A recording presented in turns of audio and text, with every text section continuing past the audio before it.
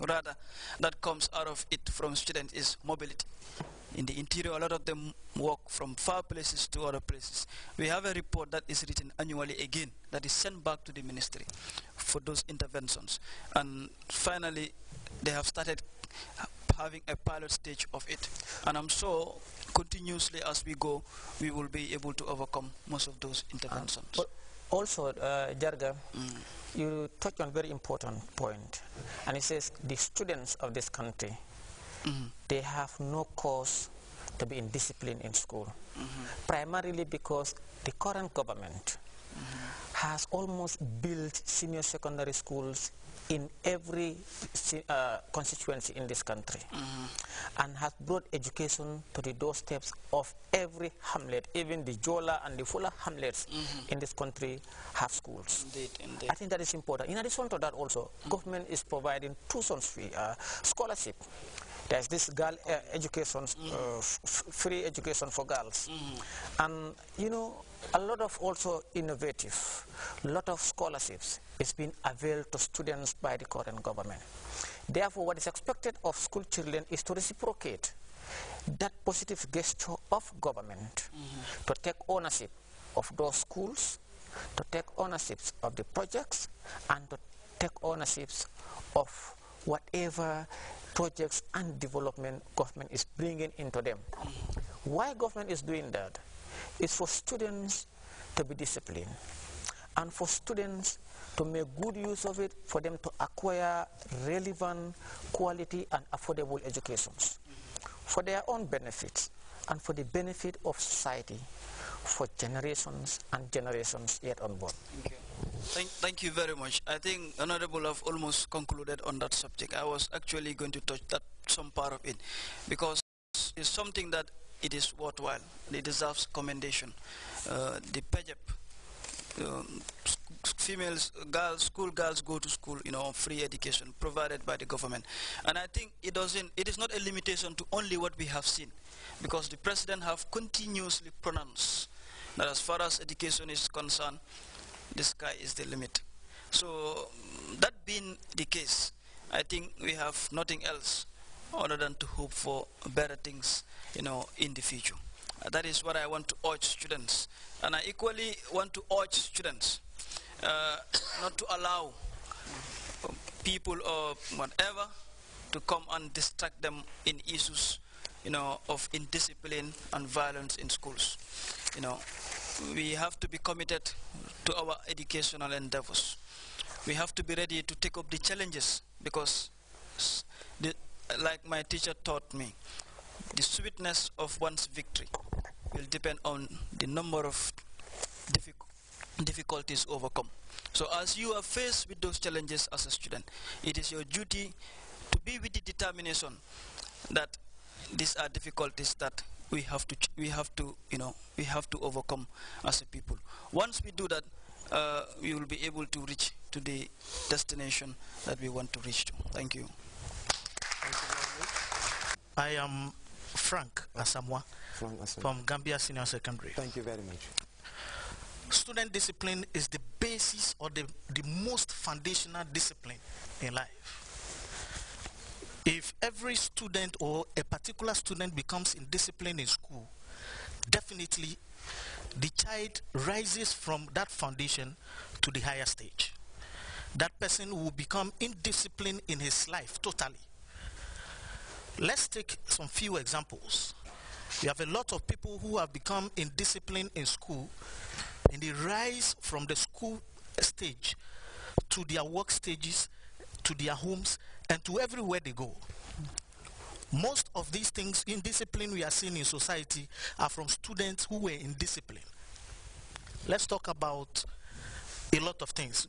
If you go to all stages in life, you see indiscipline. Teachers in the school, most of teachers are indisciplined. Because a teacher who waits for somebody to come and tell you, go and teach before you go and teach, you are indisciplined.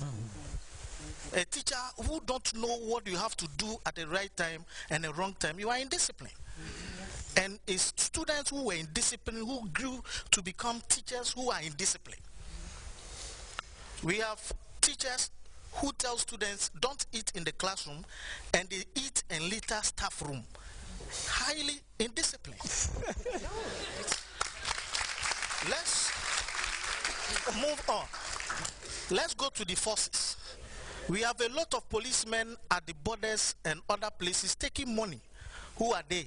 They were students who were indisciplined, and therefore the height of indiscipline, it has grown in them and they are there. Go to the hospitals. If you get to the hospitals, we have some nurses and doctors. People are there suffering. Instead of taking care of them, they will be sitting somewhere gossiping. There are even some nurses, they go to the hospital, they see people, like people who are having HIV and other things. They even laugh at them using labels like Henry number 4, HIV, and they are mocking them. Why? That is not their work they have to do there. They have to take care of the patients. Highly indisciplined. They were indisciplined in the school and they have gone to their workplaces and they are indisciplined. We have drivers who are indisciplined. Don't overload your cars. They overload their cars where they have told them.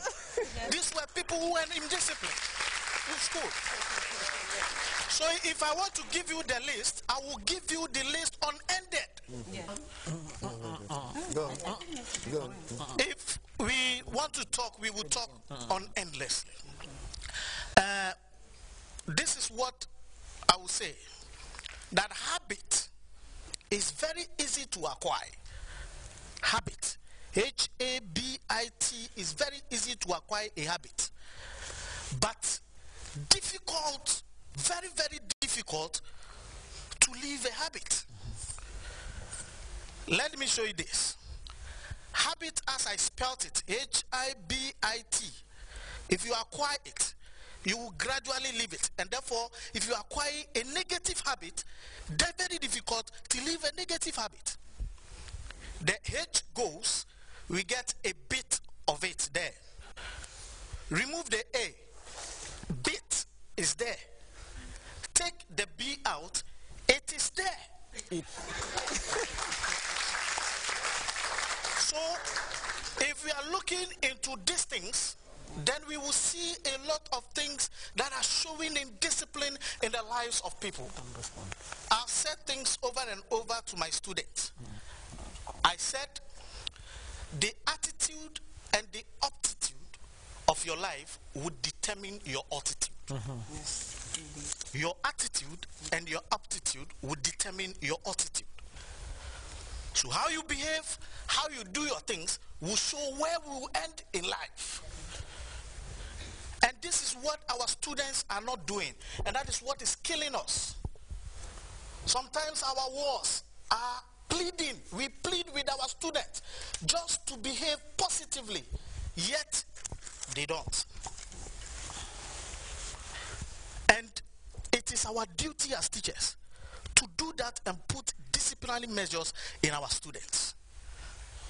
We've been doing our best, yet we cannot do all.